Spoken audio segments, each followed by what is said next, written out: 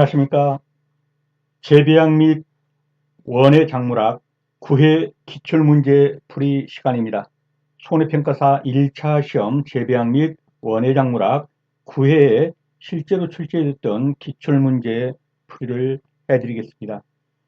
근데 참고로 말씀드리면요. 두 문제 정도가 이의가 걸릴 수 있는 문제들이 있는 것 같아요. 그래서 그 문제는 뺐습니다. 나머지는 풀이를 해드리도록 하겠습니다. 51번입니다. 작물 분류학적으로 가지과에 해당하는 것을 모두 고른 것은 가지과.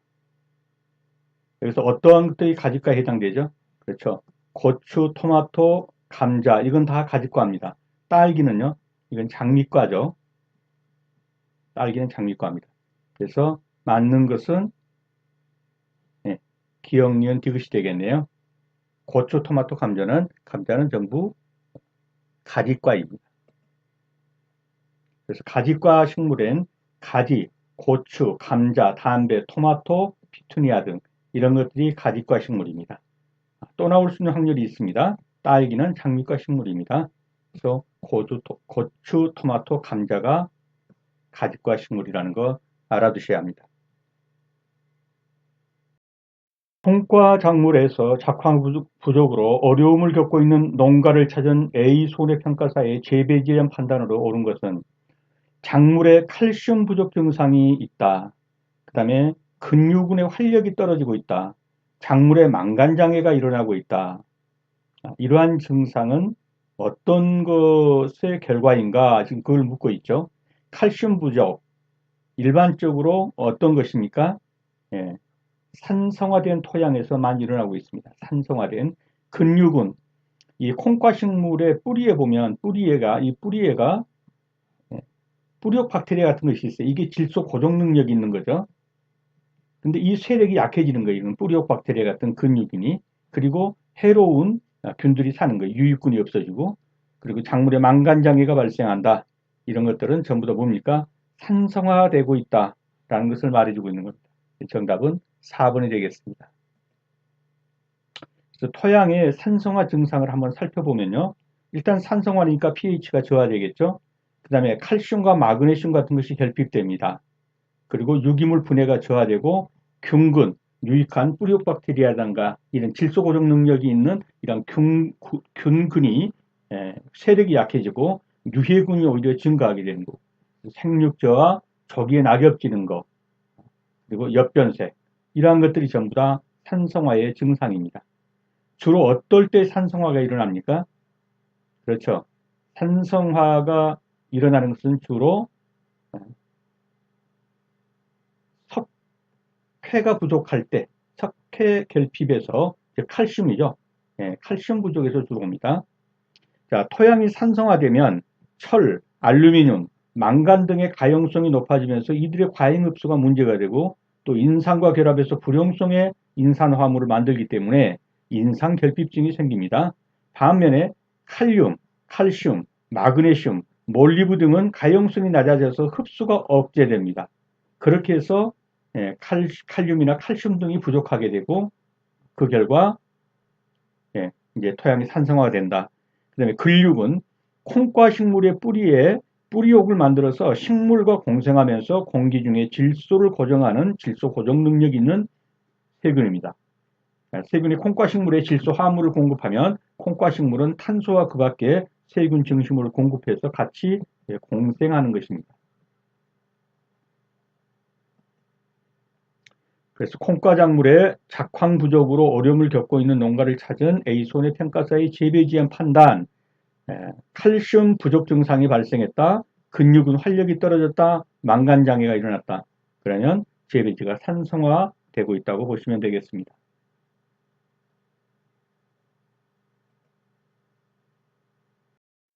작물의 질소에 관한 내용이다. 가로 안에 들어갈 내용을 순서대로 옳게 나열한 것은 작물 재배에서 무슨 작물에 비해서 무슨 작물은 질소 시비량을 늘려주는 것이 좋다. 잎의 질소 결핍 증상은 무엇보다 무엇에서 먼저 나타난다. 자, 콩과와 벼과를 놓고 보면요. 아까 말씀드린 것처럼 콩과는 콩가는 뿌리에서 뿌리옥 박테리아 같은 것이 있어요. 그래가지고 이것이 질소 고정 능력이 있습니다. 공기 중에 있는 질소를 이 뿌리옥 박테리아가 여기다 고정시키는 거예요. 그래서 이 질소를 여기에 공급을 해주는 겁니다. 콩에다가. 그렇기 때문에 콩가는 질소가 벼에 비해서 덜 필요한 거예요. 그래서 여기서는 무슨 작물에 비해 무슨 작물은 질소 시비량을 늘려주는 게 좋다. 그러면 뭐가 되겠어요? 콩에 비해서 벼를 더 늘려줘야 돼요. 그래서 앞에가 콩이 들어가고 뒤가 벼가 들어가야겠죠. 그래서 콩과 작물에 비해서 벼과 작물은 질소 시비량을 늘려줘야 한다. 왜? 콩은 그 뿌리에 뿌리옥 박테리아의 질소 고정 능력이 있습니다. 그래서 질소를 그렇게 많이 안 줘도 뿌리옥 박테리아로부터 질소를 공급받습니다. 그래서 콩과 작물에 비해서 벼과 작물은 질소 시비량을 늘려주는 것이 좋으며, 그 다음에 잎의 질소 결핍 증상은 무엇보다 뭐에서 먼저 나타난다. 즉 유엽이냐, 어린 새싹이냐, 아니면 오래된 잎사귀냐, 성엽이냐. 근데 먼저 어디에서 나타나냐면요, 여기 새싹이 나면 모든 양분을 새싹으로 밀어줍니다.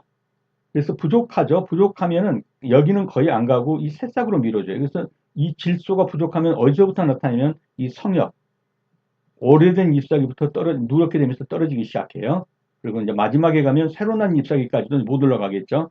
그래서 무엇보다 뭐에서 먼저 나타난다? 성엽보다, 예, 유엽보다 성엽에서 먼저 나타난다. 어린 잎보다 오래된 잎에서 먼저 나타난다. 그러면 콩과 작물에 비해서 벼과 작물은 질소 시비량을 늘려주는 것이 좋고, 잎의 질소 결핍 증상은 유엽보다 성엽에서 먼저 나타난다. 이런 순서가 되겠죠. 그래서 1번이 정답이 되겠네요. 질소 결핍을 보면 잎은 작고 연한 녹색에서 황색을 띈다. 질소가 결핍되면 누런 색깔이 된다 이 말이죠. 증상은 처음에는 오래된 잎, 성엽부터 나타나가지고 계속해서 질소가 부족하게 되면 이제 유엽까지도 나타나게 된다. 그래서 먼저 성엽이 나타난다. 다시 한 번 더 확인하면요. 작물 재배에서 콩과 작물에 비해서 벼과 작물은 질소 시비량을 늘려주는 것이 좋고, 잎의 질소 결핍 증상은 유엽보다는 성엽에서 오래된 이파리에서 먼저 나타난다. 한해 피해 조사를 마친 A 손해평가사가 농가에 설명한 작물 내 물의 역할로 옳은 것은 몇 개인가? 자, 물질 합성 과정을 매개한다. 맞습니다. 양분 흡수의 용매는 녹이는 것이죠. 양분을 흡수하려면 녹여야 되겠죠. 그래서 그 용매로 작용을 한다. 맞습니다. 세포의 평합을 유지하죠. 맞습니다. 체내의 항상성을 유지한다. 맞습니다. 네 개가 다 맞는 겁니다. 정답은 4번이고요. 그리 어렵지 않은 문제니까요.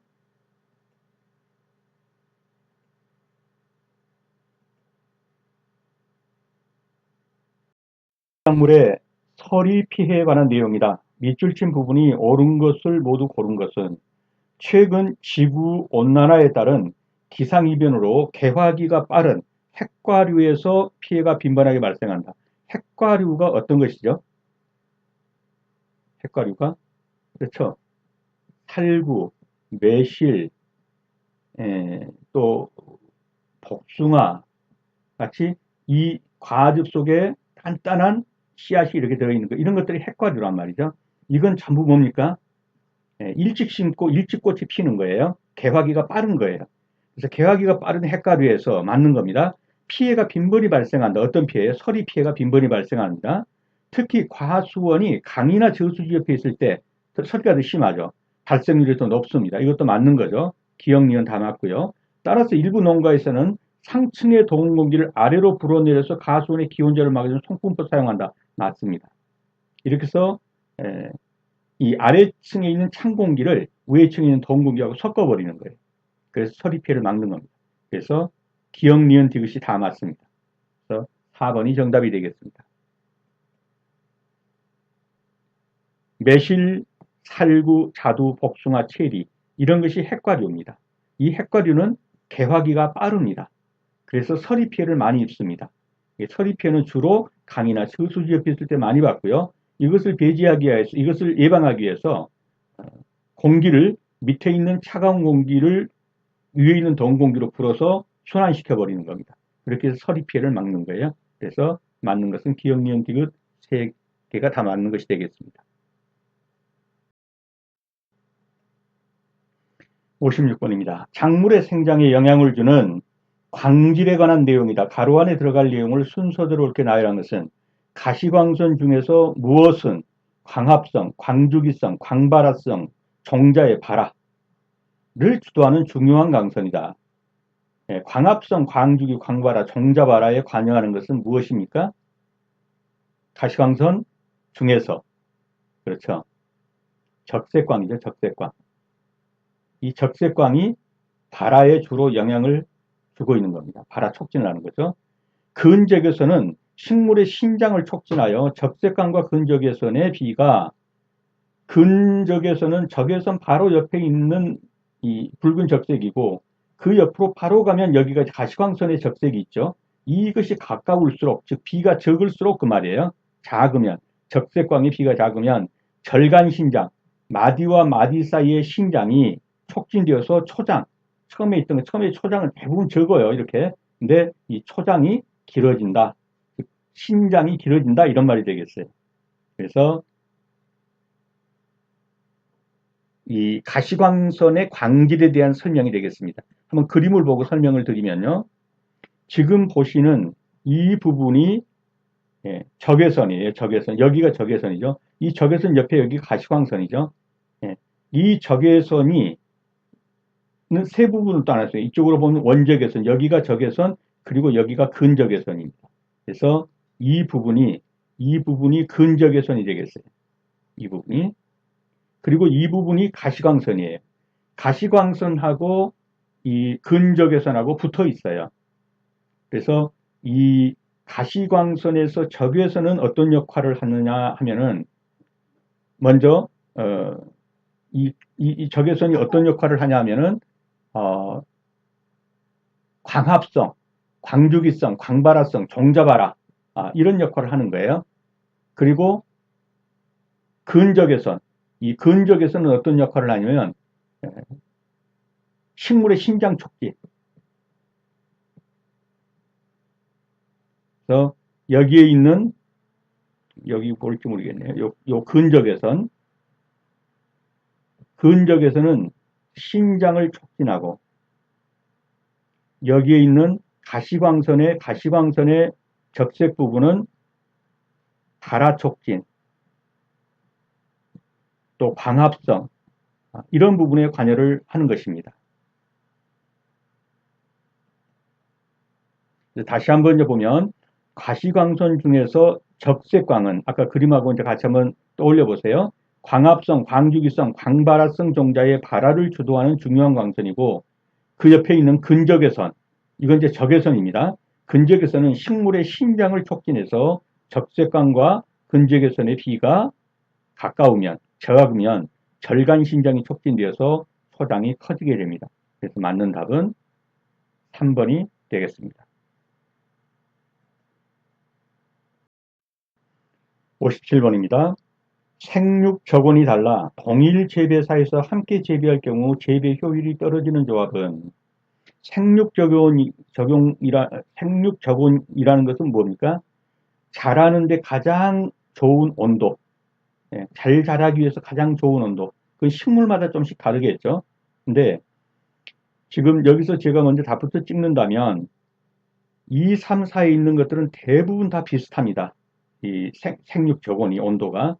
근데 상추와 고추는 아주 다른데요. 이 상추는 대표적인 한냉 식물이에요. 한냉 또는 호냉 그렇게 말하죠. 그리고 고추는 대표적인 고열 식물이에요. 온도가 높은 데 잘 자라는 거예요. 그래서 아주 상극을 같이 묶어 놓은 겁니다. 그래서 이 정도는 알고 계셔야 되는 거죠. 상추는 대표적인 호냉 또는 한냉 식물이고 차가운 걸 좋아한단 말이에요.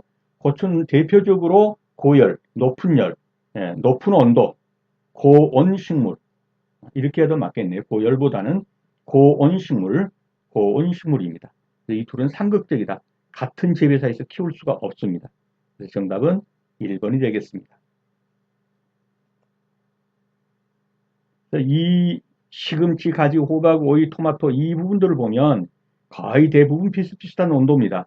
근데 이 둘은 상극적이에요. 그래서 고추는 대표적인 고온성 식물이고 상추는 대표적인 혼행성 채소다.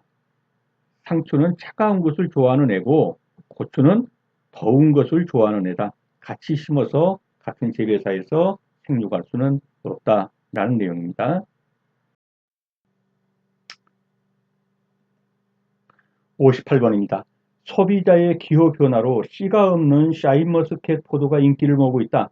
샤인머스켓을 무핵화하고 과립 비대를 위해 처리하는 생장조절 물질은 생장조절 물질, 압시스산과 지베렐린이 다 생장조절 물질이에요.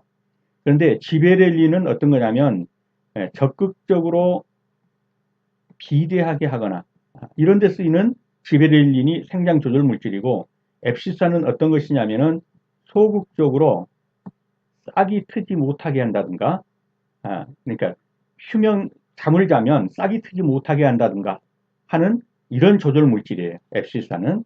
그래서 지금 여기서 묻고 있는 것은 과립 비대 이런 생장 조절 물질은 무엇이냐 그러면 지베렐린이에요.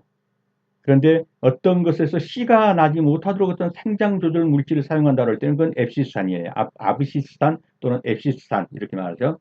그래서 여기서는 2번이 정답이 되겠습니다. 지베렐린을 보면 줄기, 신장, 발화, 휴면, 꽃이 개화 및 성장 주로 이런 적극적인 조절을 하는 거예요. 그리고 잎과 과일의 노화 등 식물의 생장을 조절하는 식물 호르몬이다. 그런데 앱시스산은요. 이 호르몬은 식물의 생장 조절 물질 중 하나이긴 한데 주로 어떤 걸 하냐?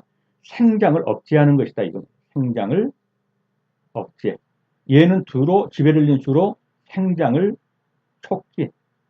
이런 차이가 있다고 보시면 되고요. 그래서 휴면을 유지하고 지속되기 위해서 각종 계피 및 노화, 낙엽을 촉진하는 물질이다. 발화하기에 적당한 상태가 아닐 때 식물의 발화를 억제하는데 주로 쓰이는 거 앱시스산이 되겠습니다. 아브시스산 또는 앱시스산입니다. 그래서 소비자의 기후변화로 씨가 없는 샤인머스켓 포도 인기를 모으고 있는데 무액화, 과립비들을 위해 처리하는 생장조절 물질 지베렐린입니다.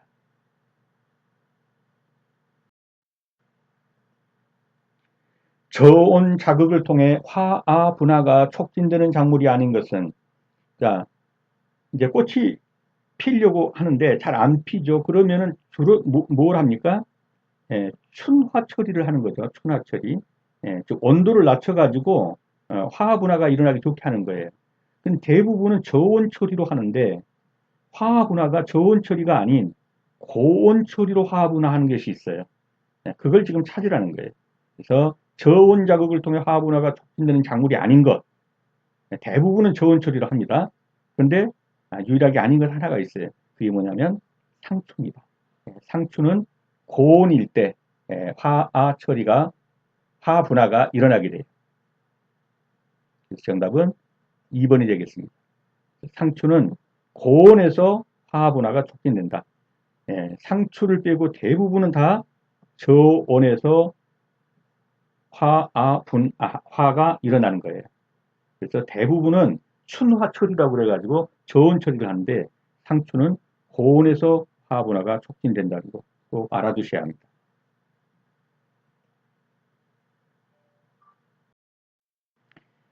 60번입니다. 식물의 생육 과정에서 강풍의 외부 환경에 따른 영향으로 옳지 않은 것은 자, 강풍이 붑니다.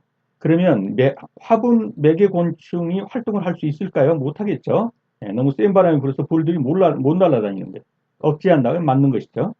상처를 유발하여 잎과 잎이 줄기와 줄기가 서로 부딪혀가지고 상처가 유발되면 호흡량을 증가시킵니다. 맞습니다. 증산작용은 억제되나 광합성은 촉진된다. 틀렸어요. 어디가 틀렸나요? 자, 증산작용이 억제됩니까? 바람이 불면은 증산작용은 뭡니까? 증산작용은 이 나무에 있는 수분이 증발하는 거예요, 밖으로. 바람이 많이 불면 증발이 더 심하겠죠. 억제되는 것이 아니라 촉진돼 버리죠. 억제되나 틀렸고. 광합성은요. 잎이 기공을 닫아버려요. 바람이 너무 많이 불어서. 그래서 CO2 흡수를 못해요. 광합성이 촉진되지 않아요. 예, 광합성이 잘 되지 않아요. 촉진되지 않는다. 촉진에 저해를 받는다 그래야 돼요. 촉진되는 게 아니죠. 그래서 3번은 틀렸고 정답이 되고요. 상처를 통한 병해충의 발생을 촉진한다. 이것도 맞는 거죠. 상처가 있기 때문에 서로 부딪혀가지고 상처가 났기 때문에 병해충 발생이 촉진됩니다. 정답은 3번이 되겠습니다. 자, 강풍으로 상처가 나면 호흡이 증대해서 체내 양분의 소모가 증가하고 상처가 건조하면 광산화 반응을 일으켜서 고사하게 됩니다. 풍속이 강하고 공기가 건조하면 증산, 증산이 뭐냐면 이게 증산이란 말이에요. 잎의 기공을 통해서 물이 기체 상태로 식물체 밖으로 빠져나가요. 수분이. 증산이 커져서 식물체가 건조하게 되는 겁니다. 그리고 풍속이 강해지면 기공이 닫혀가지고 잎의 기공이 닫혀서 이산화탄소의 흡수가 감소하므로 광합성이 감퇴하게 되는 거예요. 강풍으로 잎 등이 서로 부딪혀 상처를 내고 이 상처를 통해서 병해충의 발생도 촉진되게 되는 겁니다. 이것이 강풍으로 인한 영향입니다. 근데 증산작용은 억제되나 틀렸죠. 증산작용이 오히려 촉진되고 광합성은 촉진되지 않죠. 저해야 되죠. 그래서 틀리고 정답이 되겠습니다.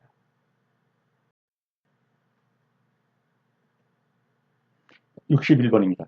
식물의 종자 또는 눈이 휴면에 들어가면, 즉 잠잔단 말이죠. 그러면 증가하는 것은, 자, 잠자면은 씨가 나지 않게 해줘야 돼요. 그러려면은 어떤 물질이 나와야 될까요? 예, 그렇죠. 생장 조절 물질 중에서 억제하는 물질, 지베렐린이 많이 나와줘야 돼요. 증가하는 것은 지베렐린이에요. 그래서 싹이 트지 않게 한다든가 해서 휴면에 들어가게 되면 지베렐린을, 죄송합니다. 수정할게요. 휴면에 들어가면 수정합니다. 앱시스산이 나와야 돼요. 이것은 생장을 촉진하는 것이고 앱시스산은 억제하는 것입니다. 수정합니다. 앱시스산을 휴면에 들어가면 증가하게 됩니다. 그래서 정답은 4번이 되겠습니다. 제가 잠깐 혼선이 났습니다. 그래서 식물의 종자 또는 눈이 휴면에 들어가게 되면 증가하는 것은 아브시스산 또는 앱시스산. 그래서 생장 억제, 싹이 나는 것을 억제한다든가 하는 압시수산이 되겠습니다.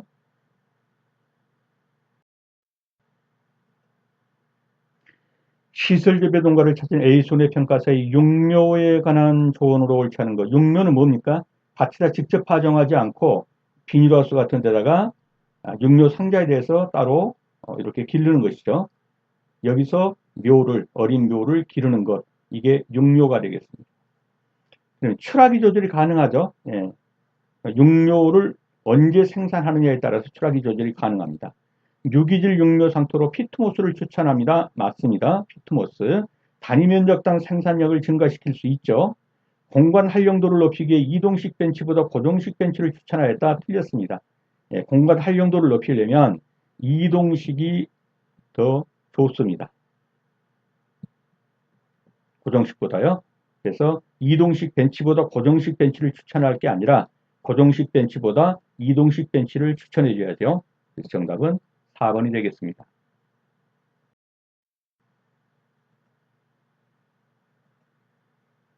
63번입니다. 수박재배 농가에서 대목을 사용하는 접목재배로 방지할 수 있는 것은, 자, 여기에 이렇게 대목이 있고 여기 이제 접목을 시키는 거죠. 근데 수박 같은 경우에 왜 접목을 시키냐면 바로 이 병 때문에 그래요. 덩굴 쪼기병 때문에.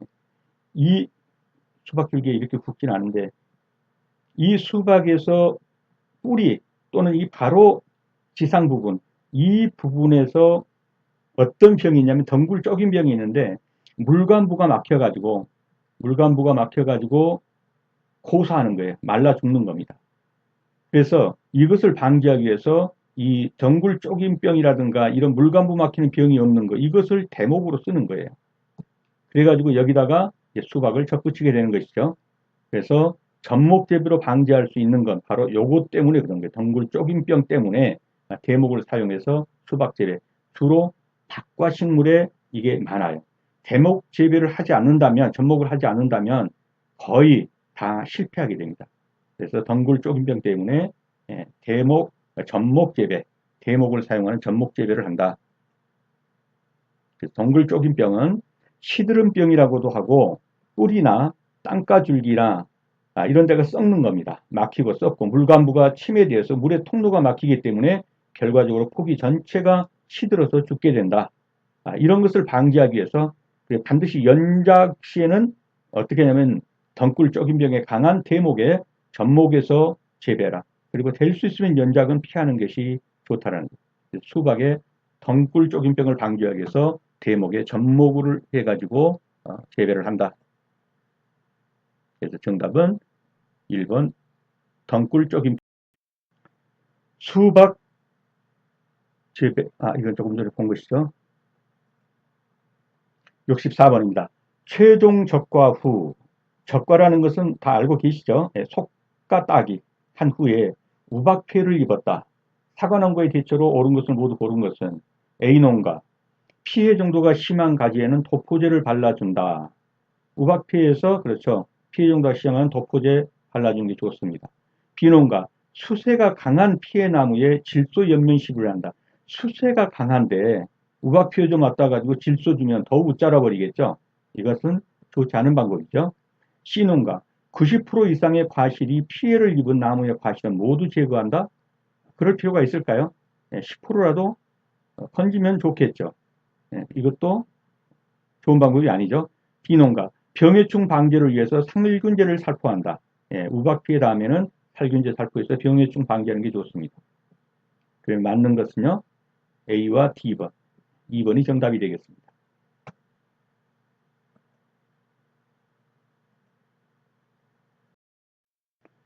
다음은 벼의 수발화에 관한 내용이다. 가로 안에 들어갈 내용을 순서대로 이렇게 나열한 것은 수발화.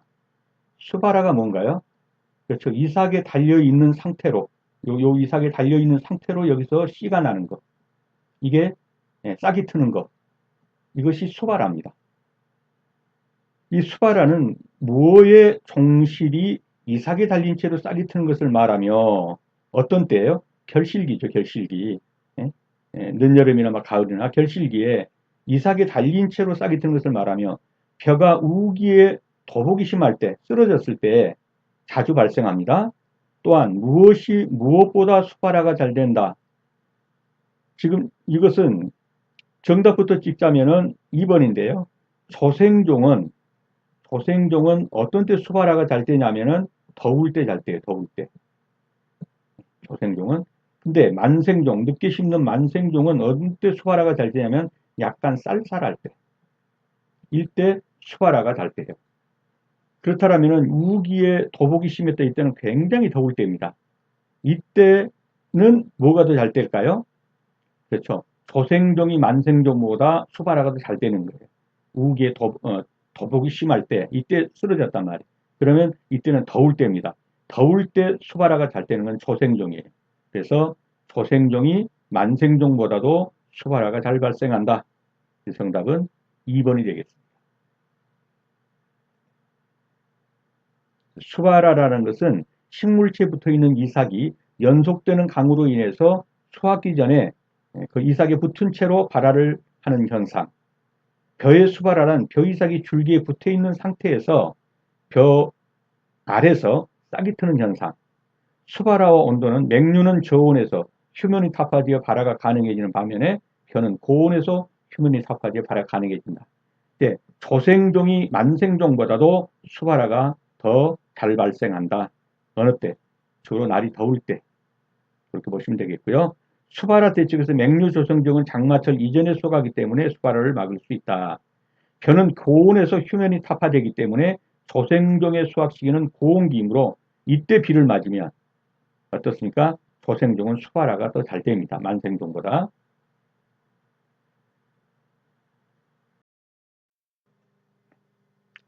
그래서 수발화는 결실기에 종실이 이삭에 달린 채로 싹이 트는 것을 말하며 벼가 우기에 장마철에 도복이 되었을 때에 자주 발생한다. 이때는 조생종이 만생종보다 수발화가 더 잘 발생한다. 정답은 2번이 되겠습니다. 다음 전염성 병해가 아닌 것은 지금 2, 3, 4 이거는 전염성 병입니다. 1번은요. 토마토 배꼽성은병 이거는 뭡니까? 그렇죠. 그 칼슘 부족이라고 생긴 게 칼슘 부족. 석회, 칼슘 부족에서 생긴 거. 이것이 토마토 배꼽성은병이에요. 이건 전염병이 아니라 영양분의 어떤 부분이 부족해 갖고 썩는 겁니다. 그래서 토마토의 배꼽썩은병이 발생하는 제일 주된 원인은 바로 칼슘 부족입니다. 그래서 칼슘은 식물체 내에서 이동이 잘 안 되고 뿌리에서 공급이 충분하지 않으면 쉽게 결핍증이 나타나는데 칼슘이 결핍이 되면 뿌리 발육이 불량하게 되어 말라 죽거나 병해가 나타나게 됩니다. 그래서 토마토의 배꼽썩은병은 발생 원인이 과일 비대기에 석회가 부족하다. 석회가 부족하다는 것이 바로 칼슘 부족이다 이 말이에요. 칼슘이 부족한 경우에 나타납니다. 나머지는 한번 읽어보시고요.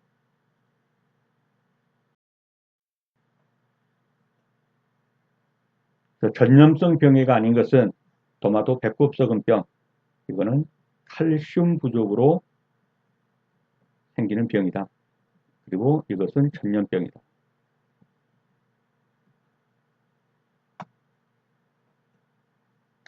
영도시에서 저장할 경우에 저온장애가 발생하는 채소만을 나열한 것. 저온장애. 지금 저온장애가 일어나는 것들은 그렇습니다. 가지, 토마토, 바나나, 파인애플, 그리고 호박. 이런 것들은 영도시 정도에 저장하면 저온장애가 일어납니다. 저온장애가 토마토, 수박 이런 것들 다 저장 상태에서 냉해를 입을 수가 있어요. 그래서 저온장애가 일어나는 채소만 하면은 가지와 토마토, 바나나, 파인애플, 호박, 수박 이런 것들이 되겠습니다. 그래서 저온장애가 나오는 거 가지, 토마토, 수박, 멜론, 바나나, 파인애플, 호박 등은 저온에 장시간 저장할 경우에 저온장애를 입습니다.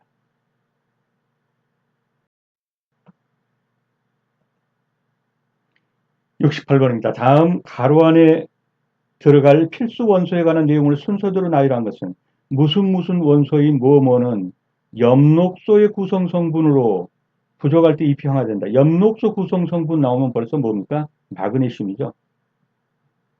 엽록소 구성 성분 그런 마그네슘이고 마그네슘은 다량 원소입니까? 미량 원소입니까? 이거는 다량 원소입니다. 많이 가지고 있는 원소입니다. 그래서 다량 원소인 마그네슘은 엽록소의 구성 성분으로 부족할 때 잎이 항화된다. 정답은 1번이 되겠습니다. 다량 원소가 어떤 것이냐? 여기 나와 있죠.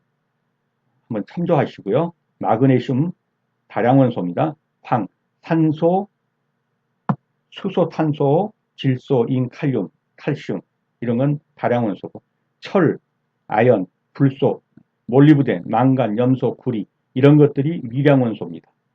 그리고 마그네슘이 부족할 때 보시다시피 이렇게 황화 현상, 잎이 누렇게 뜨면서 죽어가는 황화 현상이 일어나게 됩니다. 그래서 다량 원소인 마그네슘은 엽록소의 구성 성분으로서 부족할 때는 잎이 황화됩니다. 누렇게 뜬다. 자가수분으로 수분수가 필요 없는 과수는 일반적으로 과수들은 어떻습니까? 과수들은 꽃이 피면 다른 나무에서 꽃가루를 받아야 합니다. 즉 자가수분이 안 된단 말이에요. 된다 할지라도 아주 미약하고 안 돼요. 다른 나무로부터 받아야 돼요. 이게 바로 수분수예요. 수분수. 다른 나무로부터 받아야 되는 이게 수분을 주는 나무. 그런데 자가수분을 한 애가 있어요. 자가수분. 다른 데서 안 받고 자기 나무에서 자기가 받고 수분 되는 애들이 있단 말이죠. 이게 딱 유일하게 하나가 있어요. 뭐냐면 포도예요. 포도. 그래서 여기서는 볼 것도 없이 뭐 킴베럴리 포도라고 했든 무슨 포도라고 했든 포도는 자가수분이 됩니다. 수분수가 필요 없는 거죠. 정답은 3번이 되겠습니다. 수분수라는 것은 과수에서 결실을 위해서 꽃가루를 주는 나무. 대부분 과수는 자가 불화합성이기 때문에 다른 나무로도 받아야 돼요. 수분수가 필요한데 유일하게 포도는 자가 착화가 가능해요. 자가 화합성이. 그렇기 때문에 수분이 필요 없어요. 포도는 자가 수분으로 된다.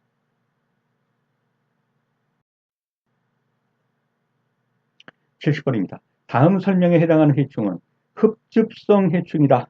빨아먹는단 말이죠. 포도나무 가지와 잎을 주로 가해한다. 약층이 하얀 솜과 같은 왁스 물질로 덮여 있다. 하얀 솜과 같이 왁스 물질로 덮여 있다. 이거 딱 봐도 하얀 옷 입으면 뭐 같아요? 선녀처럼 보이죠? 미국 선녀벌레를 지금 설명하고 있는 겁니다. 어떻게 생겼는가 한번 보세요. 생긴 건 매미같이 생겼지만 아주 없습니다. 5mm 정도로. 그래가지고 먹고서 이런 하얀 이런 것을 생산해내는 거예요. 이 왁스 같은 거. 이래가지고 자기 몸에도 들러쓰고 이파리고 나무고 어디고 막 떡칠을 해놓는 거예요. 이거 입으면 어떻겠어요? 하얀 옷 입은 것처럼 선녀처럼 보일까요? 예, 이게 바로 미국 선녀벌레입니다. 그래서 빨아먹는다. 포도나무 가지와 잎을 주로 가해한다. 약충이 하얀 솜과 같은 왁스 물질로 덮여 있다. 뭐냐? 미국 선녀벌레다. 71번입니다. 장미의 블라인드 현상의 직접적인 원인은 장미의 블라인드 현상이라는 뭐죠? 장미가 이제 피려고 하는 거예요. 피려고. 그래서 분화된 꽃눈이 나왔단 말이죠. 꽃눈이.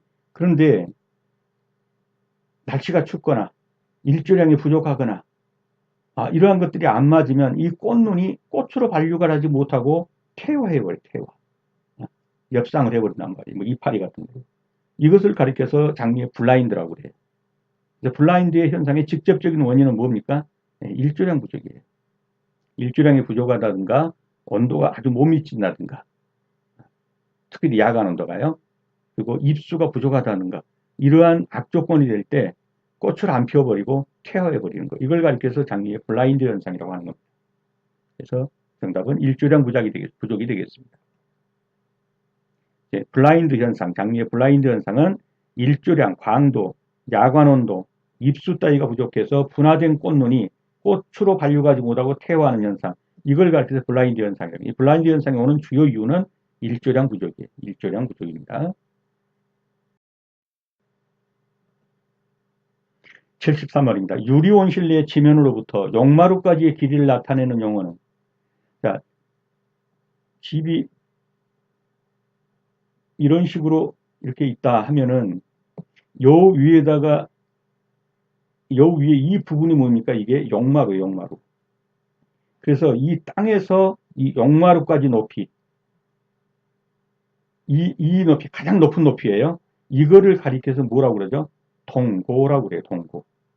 그리고 비닐하우스에서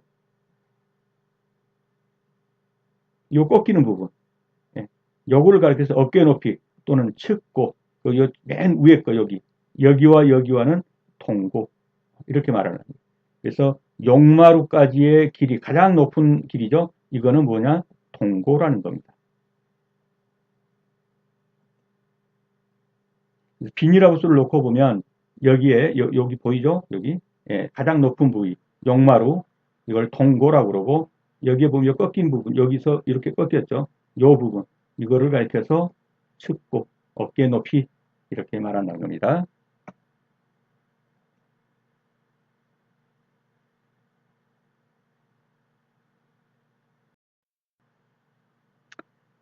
베드의 바닥에 일정한 크기의 기울기로 얇은 막상에 양액이 흘러 순환하도록 하고 그 위에 작물의 뿌리의 일부가 닿게 해서 재배하는 방식. 일정한 기울기로 이런 식으로 약간의 기울기를 주고 여기에 양액이 흐른단 말이죠. 그러면 여기에 있는 이 뿌리가 다 닿지 않고 일부만 닿는 거예요. 뿌리는 산소호흡을 하게 되고 여기는 닿아서 양액을 빨아들이는 겁니다. 이러한 것을 무엇이라고 하느냐라고 묻는 겁니다. 이러한 방식을 뭐라고 그러죠? 그렇죠. NFT 방식이라고 그러죠. NFT 재배. 그래서 뉴트리언트 필름 테크니크. 그래서 양액 재배. 양액이 흐르고 뿌리 일부분이 빨아먹으면서 여기서 이제 나무가 채소가 자라는 거죠. 이런 걸 가리켜서 NFT 재배라고 합니다. 그림으로 보면 약간 경사졌죠. 그래가지고 여기서 흐르는 게 양액이에요. 그리고 여기에 지금 잘 보시면 좀 뿌리가 이렇게 다 있어요. 일부가. 그래서 양액을 빨아먹는 거죠. 그래서 이렇게 해서 양액이 여기까지 내려가 가지고 여기서 다시 여기로 환수해서 올라가는 겁니다. 이렇게 해서 재배하는 이걸 가리켜서 NFT 방식이다. NFT 재배다. 이렇게 말하는 거예요. NFT는 뉴트리언트 필름 테크니크. 그래서 양액 이런 말. 그래서 양액 재배. 막상의 양액이 흘러 순환하도록 해서 그 위에 작물의 뿌리 일부가 닿게 해가지고 재배하는 방식. 이건 뉴트리언트 필름 테크니크 NFT 재배가 되겠습니다. 네, 수업하시느라 수고 많으셨습니다. 다음 시간에 다시 뵙겠습니다. 감사합니다.